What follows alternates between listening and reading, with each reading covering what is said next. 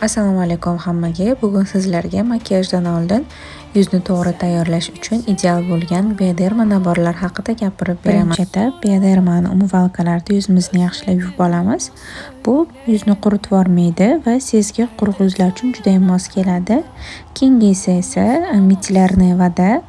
Bu ham yuzni dog'lar tushishdan oldini oladi va makiyajni yuzga yaxshilab tozalab beradi. Vizajist sifatida shuni aytamanki, makiyajni chiroyli va uzoq turishi 80% terini makiyajga to'g'ri tayyorlash hisoblanadi.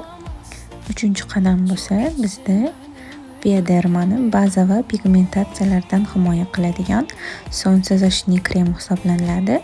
Bu krem quyoshdan himoya qiladi, pigment va dog'larning paydo bo'lishining oldini oladi. Makiyajni tagidan surilsa, makiyaj juda ham chiroyli yotadi. Men buni ko'pincha baza sifatida ishlataman, chunki bundan keyin tanali juda ham tekis va idealni yotib, kun davomida turib beradi. Har doim makiyajni yuzga to'g'ri tayyorlansa, meykapingiz kun davomida turib beradi. Bioderma mahsulotlarini albatta ishlatib ko'ring. Sizlarga tavsiya qilib qolaman. Ko'rib turganingizdek, tanallilarimiz idealni darajada yotib berdi.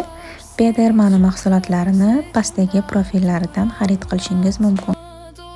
Senden geçemiyorum ben hala. Kusura bakma, özledim